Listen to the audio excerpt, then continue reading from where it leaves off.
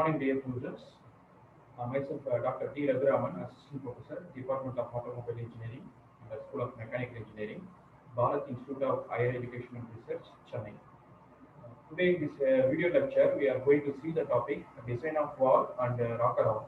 It is coming under the course code U18 PCAU 403, and the course name is Design of Engine Component.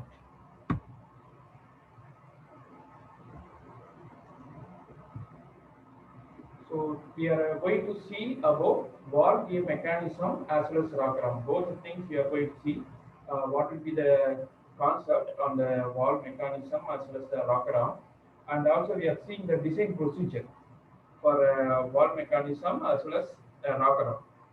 So if you're seeing IC engine system, this is the showing the IC engine system of a marine diesel engine.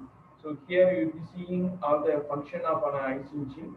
So if you're seeing, you have an combustion of an fuel, and the piston is getting reciprocation because of the combustion.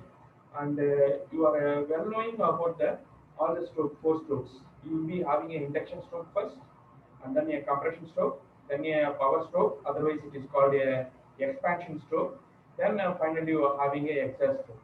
So during induction stroke, you will be knowing inlet valve will be opening, so you can able to see the valves. It is A valves, so here A valves are opening.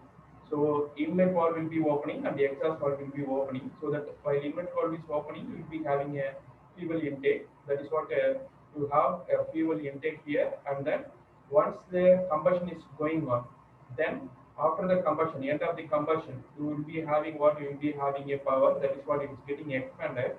That the expansion is what it is driving a connecting rod. That is what in the previous video lecture also you have seen about a design of a connecting rod. So in this video lecture, we are going to focus on valve gear mechanism, how the valves is going to be get decided. So if you're seeing the mechanism on here, is what you are once making a combustion of a fuel, then due to the power stroke, you are getting a power, it is getting transferred to the case of a crankshaft via the connecting rod. So connecting rod is making a link with the of a piston and the crankshaft, so that your reciprocating motion is getting converted into the crankshaft as a rotary motion. So with the crankshaft, you will be having the gears connection, so that you will be going to have a timing gears here, and the timing gears is getting connected by means of a chain drive. So the timing gears is going to the exact timing, at the exact timing it is going to make opening of an inlet valve and the exhaust valve. So that's what a valve springs also there, so that it is going to return to its original position once the cam lobe is going to operate the rocker arm. Here you have a rocker arm. This is what you are going to see in depth in this video lecture. So now this was in case of a vertical engine. You can able to see already you have seen an entire mechanism. On that we are now focusing only with our valve mechanism. You can see here. So the cam lobe is going to operate the rocker arm. So that is a purple pin, and the cochlear side, the cam is going to operate, so that it is pressing. So once it is opening after the timing, so the stroke timing is timed exactly, so that once it is opening, then the fuel is intaking. Then at the time of a compression stroke, it is getting closing because of a spring pressure.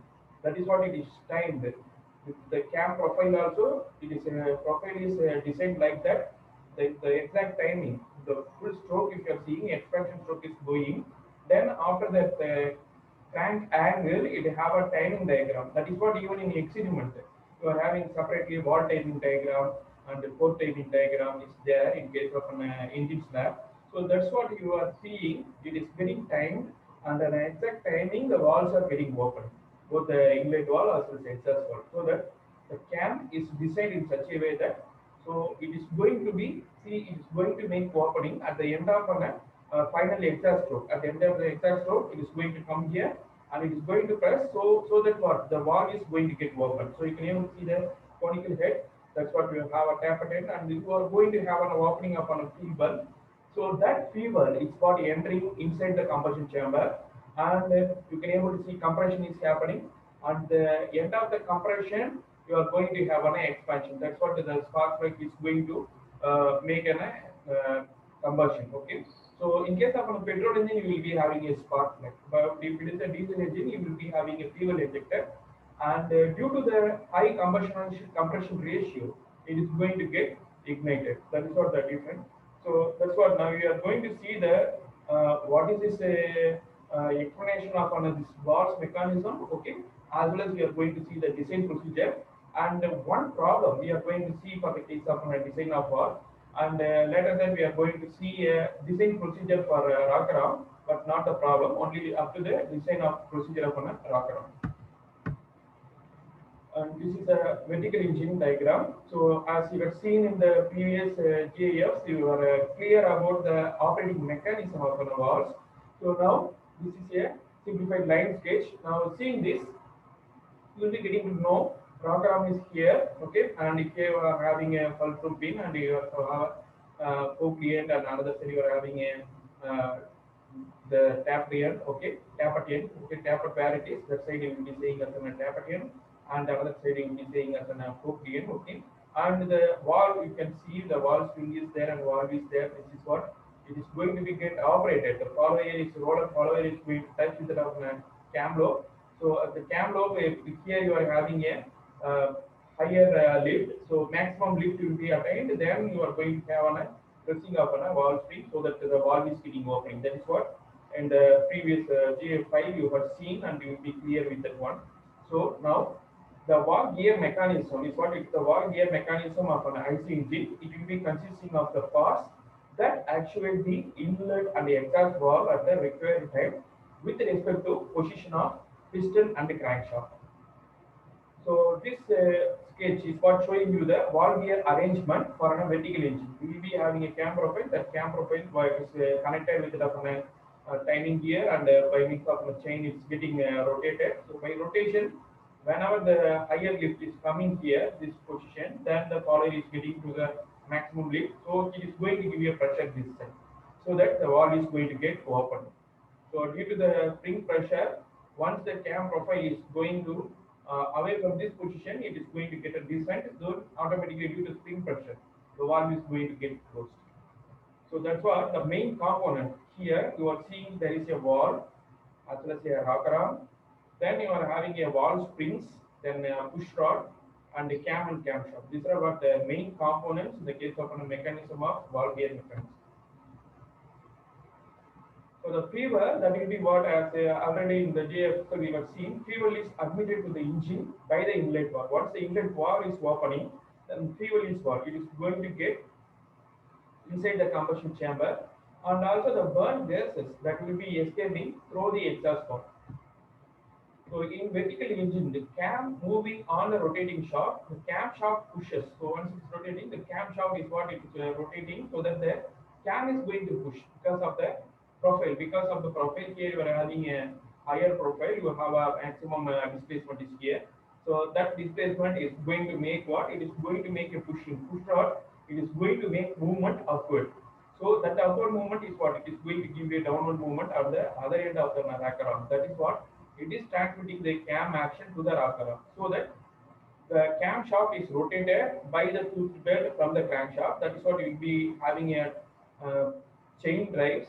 Through the chain drive from the crankshaft to camshaft, you will be having a connection. But in the camshaft, you will be having a tooth belt. So by that, the crankshaft is what either tooth belt, otherwise you are going to have on a chain drive. By means of that, you are going to make a transfer from crankshaft to camshaft, so that you are going to have a transfer of this motion. And the camshaft is what actually is directly conducting with the follower, so that you are going to have an operating mechanism through the rocker arm. The valve is going to get open and close due to the valve spring. So now you are seeing again the rocker arm is what it is getting pivoted at the center. Here you are having a center of a rocker arm. That is what you will this side as a fulcrum pin. This thing again you are going to see in detail, because you are going to see in the same slide about the design of a rocker arm. So fulcrum pin is at the center. So here you have tap end, and here you are having a hook end. So when one end of the rocker arm is pushed up by the push rod, the push rod is going to push up on one side of the rocker arm. The other end is what? Other end is going to move downward direction. So this what it is pushing down the valve stem That's caused the wall to move down, thereby it is opening the port. That's what you are very clear already in the video file itself. You have seen that. So that only again it is getting explained. When the cam follower, it moves over the circuit portion of cam. This cam follower, here you are having roller follower. When it moves, over the circuit profile, here you are having uniform profile. But whenever the rotation is coming towards this direction, it is going to get an ascent, and here you are going to get a maximum displacement. Then it is going to get a descent, and you are going to have a 12 period from here to here. For this 180 degree, you will be having a 12 period. That is what in the subject machine and mechanics we are having separate unit about understanding of a cam profile and how to draw on a cam profile. This thing you are learning in case of machines and mechanism. So that's what you are having returning to the seat by means of a wall spring. Once this wall is getting released, due to the wall spring, it is going to return to the original position. That's what the video is help you to understand the concepts. Now, similar to this vertical engine, you are having a horizontal engine. So, in some of the modern engines, the camshaft that will be located at the cylinder head level itself. Directly at the cylinder head itself, you are having the camshaft. So, in such cases, the push rod is eliminated, and roller type cam follower is made part of the rocker arm. And such arrangement is what is called to be an horizontal engine. So, this type of rocker arm, what you are going to see consider in the case of a design of rocker arm. So now we are coming to the design procedure of how to design a wall. So the engine wall designing, whatever procedure we are considering is, we are considering about the size of the wall port. Then the second one, thickness of the wall base. Then the third one, maximum lift of the wall. And the last specification is wall stem diameter. This is what a measure we are concerning. A major specification we are concerning while designing. We are going to see what is the design procedure for this each specification, what is the design formula for each, then we are followed by one problem. So now the first thing is being what a size of a wall port. So now let A suffix P is what area of the port, and B suffix P is mean velocity of gas flowing through the port, and small a is area of piston, and small v is mean velocity of piston. And we know AP into Vp, that is equal to A into V, because continuity equation we will be knowing the area into velocity is constant at different sections. The same concept here also follows. So the AP into Vp, that will be equal to A into V, that is area into velocity by means of an port. What is it is getting transferred in the case of an port, that volume will be equal to that of a volume in the case of a piston. The same volume only is going to be transferred. That is what a continuity equation also. So we are applying that concept. Whatever we have seen in the case of fluid mechanics itself, we studied that. That concept is getting applied here. That's what our mechanical engineering. Every subject having interconnection, and whatever you are learning from one subject, that will be getting used in other subjects also. So that's what now you have area of an port, that will be written as A into V divided by AB. Yes, this step only, and the next step you are taking this BP, this AB to the other side, so that you will be having A into V divided by this VP. It's not AV, it is VP. Okay, this VP will be taken to this side. Okay, so that is what you are applying a continuity equation, so that you can be able to identify what will be the size of a wall port. So the mean velocity of the gas may be taken from the following table. So the mean velocity can be identified from this one with the help of the table. So there is a low speed engine and high speed engine. For that, you will be having a mean velocity of gas. So mean velocity of gas can be having inlet wall, it is having 33 to 40 meter per second, and for a high speed it is 80 to 90 meter per second. And for an exhaust wall, it is having 40 to 50, and you will be having, so you will be having a 90 to 100 in the case of a high speed. So that is what the mean velocity of gas. Sometimes the inlet port is made 20 to 40% larger than exhaust port for better cylinder charge. So the next design procedure is what thickness of the wall disc. So the thickness of wall disc, that is what here you will be having the wall disc, and you have seen this is what it is making a perfect closing in the case of a wall port. this disc. So this is a conical design. Okay. So this is what making a opening and closing on this part. Okay. Through this only the inlet fuel is going as well as exhaust. In case of exhaust part, exhaust gases is escaping through this passage. Okay. So now that is what it is getting opening. So through the passage it is open and it will be exhaust gas will be accepted through that one. Okay. So now seeing this, the thickness of a wall disc as shown in figure may be determined empirically from the following relation. So the thickness will be identified as K into dP square root of P by sigma P. So where the K is the constant value for steel it is 0.42 for a steel and 0.54 for cast iron.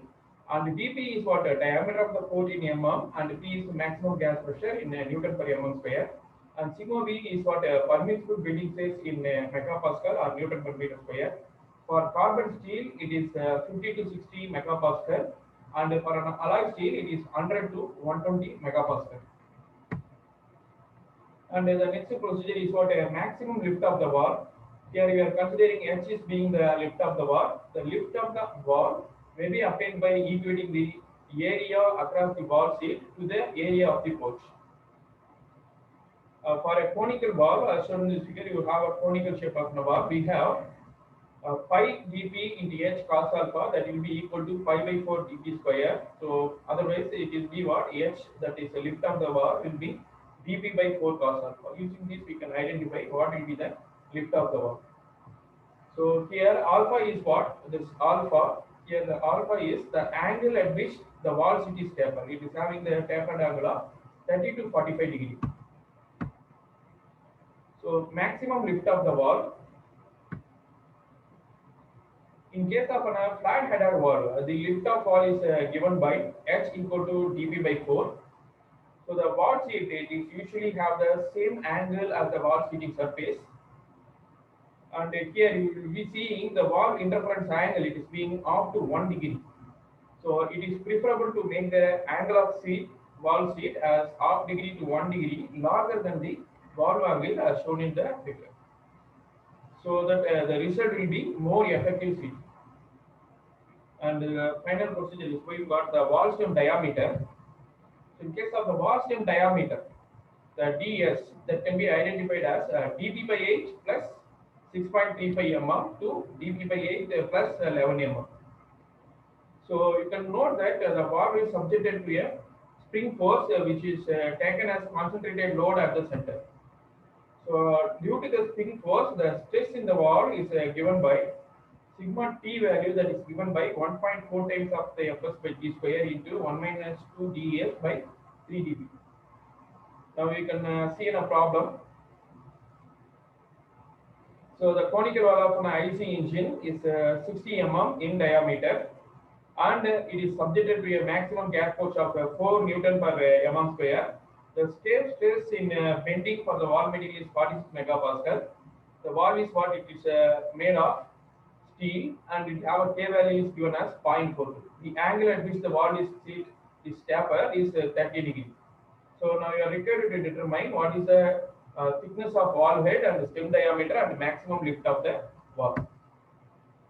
So the solution, you are writing the given data. So the diameter is given as being 60 mm, and then the pressure is being 4 Newton per mm square. It is given. Then the stress value is given. Bending stress value is given 46 megapascal. So megapascal is equal to Newton per mm square, and K value is given 0.42, and the angle is given as 30 degree. So the first step is being what? Thickness of wall head. We had already seen the formula for each. So for thickness of wall head, we know the formula T equal to K into TB by square root of P by sigma B. So that we are substituting the value directly. K value we are knowing 0.42, and the dB value also given in problem 60. It is square root of P value, pressure value is 4, and sigma B is 46. For substitution, we will identify what is the thickness of wall head, that is being 7.40 mm. So that is what equal to 7.5 mm. And the second one is stem diameter. Stem diameter also we are knowing the formula for the stem diameter.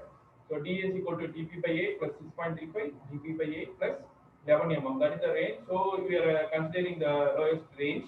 So dp is what 60 mm. So by 60 by 8 plus 6.35, We are getting the minimum stem diameter as being 13.85 mm. So we can say approximately rounded to the nearest value as 14 mm. And the final one is what a maximum lift of the wall. So maximum lift of the wall, we have the formula dp by 4 cos alpha. By substituting the dp value 60 mm and the alpha value of 30 degree, we are getting the answer 17.32 mm. And we are nearing to the nearest value. 17.4 mm is being what? The maximum lift of the wall. Now we will focus on rock ram. What is the rock ram? Then design procedure of rock ram. So the rocker arm, that is what it is used to actuate the inlet and exhaust valves push motion as directed by the cam and follower. Already you have seen rocker arm, it is what it is only going to operate, and it is the link between the cam follower, tappet, and it is, another side is what you will be having the valves. So it is going to have a between these valves as well as the camper follower. So that's what this is the rocker arm. Okay, rocker arm that is having roller follower. Okay, that is what it is used in the case of an engine rocker mechanism.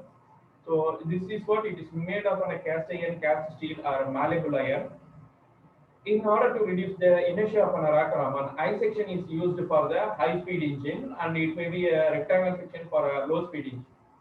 So in a four-stroke engine, the rocker arms for the exhaust valve is the most heavily loaded one. And though the force required to operate the inlet valve is relatively small, it is usual practice to make the rocker arm for the inlet valve of the same dimension as that of an exhaust valve. So a typical rocker arm for operating the exhaust valve is shown in the figure. So as I already mentioned, if you are having a fulcrum at the center, then you will be having a fork end at one side, another side you will be having a tappet end. So tappet end and fork end and fulcrum. So the lever ratio, the A by B, that is what it is generally decided by means of considering the space available for the rocker arm. So for a moderate and a low speed engine, this A by B ratio will be equal to 1. And for the case of high speed engine, so for the case of an high speed engine, this ratio is showing 1 by 1.3. But low speed engine and moderate speed engine, this ratio is equal to 1. But high speed engine, this is being 1 by 1.3. So the various forces acting on the rocker arm of the exhaust valve are the gas load, then the spring force, and the force due to valve acceleration. So now let mass of the valve is being mv and diameter of the valve head being dv, and h being lift of the valve, and a is the acceleration of valve, and pc is being cylinder pressure or back pressure when the exhaust valve opens, and ps is maximum suction pressure. Then we will be knowing about the gas load, that is being area of valve into cylinder pressure when the exhaust valve is opening. So by that we will be obtaining that area of valve is being pi by 4 dv square, because diameter of valve head is what that is area of valve, and into pressure, cylinder pressure is being what pc. We have already seen a cylinder pressure pc, so that we can able to obtain a gas load. As we have said, the next force being spring force. Spring force can be calculated using area of valve into maximum suction pressure. So that will be pi by 4 dv square. We are multiplying it with suction pressure. And force due to valve acceleration, that will be FVA equal to mass of valve into acceleration of valve. So that is mv into acceleration. So therefore, the maximum load on the rocker arm for an exhaust valve, we can able to identify. So F suffix E, that will be equal to P plus Fs plus Fe. So this it may be noted that the maximum load on the rocker arm for inlet valve is Fi, that will be equal to Fs plus Fe. Since the maximum load on the rocker arm for an exhaust valve is more than that of an inlet valve, therefore the rocker arm must be designed on the basis of maximum load on the rocker arm for the exhaust valve, as discussed on the following. So we are having a first design procedure is being a design for fulcrum pin. The load acting on the fulcrum pin is the total reaction at the fulcrum point. So let D1 is being a diameter of fulcrum pin, and L1 is being length of fulcrum pin. So now we are considering on the fulcrum. Fulcrum is at the center, so we will be considering D1 and L1. So D1 is being what? D1 is from here to here. That is what? Diameter of fulcrum pin, and length of fulcrum pin is what? L1. And considering the bearing of a fulcrum pin, we know that load on the fulcrum pin RF equal to D1 into L1 into T3, because load where you are considering, that will be what? Area into pressure. So this D1 into L1 is what? It's being an area and into pressure. You can able to identify what will be the load on the fulcrum pin. So you are considering the diameter and the length on the fulcrum pin. So multiplied by the pressure. So now the ratio of L1 by D1, that can be taken as 1.25, and the bearing pressure PB, that is for ordinary lubrication, it can be taken as 3.5 to 6 Newton per mm square. It may go up to 10.5 Newton per mm square for a forced lubrication. So the pin should be checked for the induced shear stress.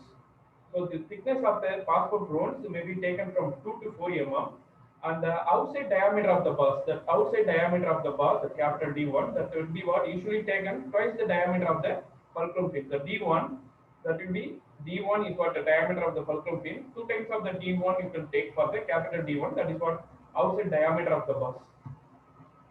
Now coming to the design for an fork DN. So now in the design of our fork DN, as we have previously seen here for a fulcrum D1 L1, now we have to consider about D2 and L2 in the case of a fork DN. So now in the fork DN arm carries, it's a roller, it carries a roller. Here you can able to see a roller following is there, okay, by means of a pin is connecting, okay. So it is the pin diameter, D2 is being the pin diameter. Now in this design, the uniform here, the roller should revolve in the eyes, inside the eye, that is what forked eye, okay, on that the roller is revolving. So the load acting on the roller pin is what? It is F suffix C.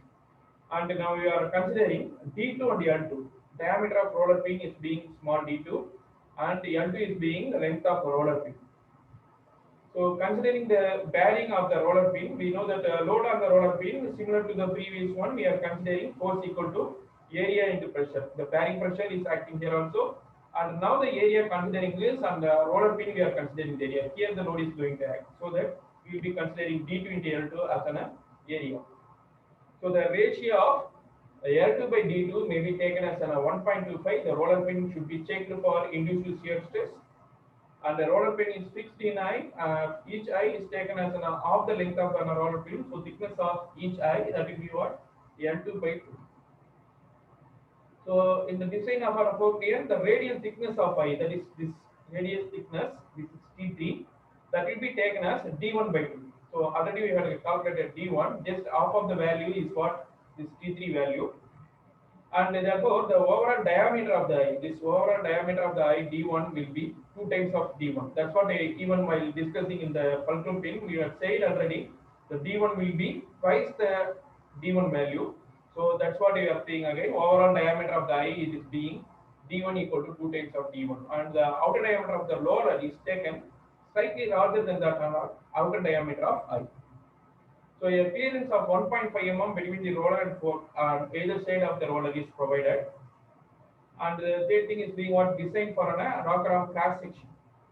So the rocker arm may be treated as simply supported beam, and it is loaded at the fulcrum point. We have already discussed the rocker arm is generally a I section, but for a low speed engine, and it can be a rectangular section also. And the I section is what preferable for the case of a high-speed engine. We have seen in case of a connecting rod itself, you will be considering I section because of the buckling effect. We are considering I section is what a better one. And due to the load on the wall, the rocker arm is what it is subjected to a bending moment. So let I is being L is being effective length of each rocker arm, and sigma B is permissible bending stress. We know the bending moment of the rocker arm, that M equal to F suffix E into L. And also we are knowing bending moment, M equal to sigma B into Z. So where Z is being the section modulus, and sigma B we are knowing it is being what? Permissible bending stress. So now we are equating this both equation. So the value of Z can be obtained. Then once you are identifying the value of Z, once you are knowing the section modulus, then the unknown value thickness T you can identify. Then the other dimension of the I section you can identify. What we have solved already in case of a connecting rod, like that. You are having a correlation here. T once you identified, you can identify what will be the weight, 2.5 times of T, and what will be the height, that is 6 times of the T, so that you can able to identify the remaining dimension of a flange. Then the final procedure is what a design for tappet. So the tappet end of the rocker arm is what it is made circular to receive the tappet, which is stuck within a lock neck. So here you will be having a tappet end. We are finished about pulsar pin and we are finished about torque pin. Now tappet end. So it is receiving tappet. It is what stuck within a lock neck. So the compressive load acting on the tappet is what maximum load on the rocker arm for the exhaust valve. So let DC is being core diameter of the tappet and the sigma C is being permissible compressive stress for the material, and for a mild steel its value is taken as 50 megapascal. So we know that load on the tappet is pi by 4 dV square into PS. From this expression we can able to identify what will be the core diameter of a tappet. So the outer nominal diameter of the tappet is given as it is dn, normal diameter is dc by 0.84. In the same way only in case of a connecting rod studs and bolts design also you have seen this. There is a correlation between the core diameter as well as nominal diameter. Even if you are seeing a design of a machine able subject, you are having the same correlation only. So the nominal diameter having a correlation with the core diameter. So the core diameter is always having 84% of a nominal diameter. With that correlation only, we are identifying the outer nominal diameter of the tappet once we identify the core diameter. So the diameter of the circular end of the rocker arm D3 and its depth is taken as twice the nominal diameter of the tappet diameter. So D3 value that will be equal to 2 times of the Dn, and T4 value it is 2 times of the Dn value. And this is the final design for a valve spring. So the valve spring, that is what it is going to be used to provide sufficient force during the valve lifting process in order to overcome the inertia of valve gear and to keep it within the cam without bouncing. So that valve spring is designed in such a way it has to overcome the inertia of valve gear and keep it without the cam to bouncing. Okay, so the cam will not bounce. The spring is what it is generally made from plain carbon spring steel. So the total load for which the spring is designed is equal to the sum of initial load and load at full lift. So let W1 equal to initial load on the spring, then the force on the valve tending to draw it into the cylinder on suction stroke, and W2 is the load at full lift. So that you will be identifying it by means of multiplying full lift into stiffness of the spring. So total load will be addition of these two. So total load will be addition of these two.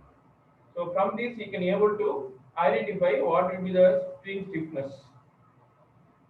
So as we already discussed, we are not explaining this same slide itself about the problem of an rocker arm. We are going to see the problem of an rocker arm on the next class only. Thank you for listening.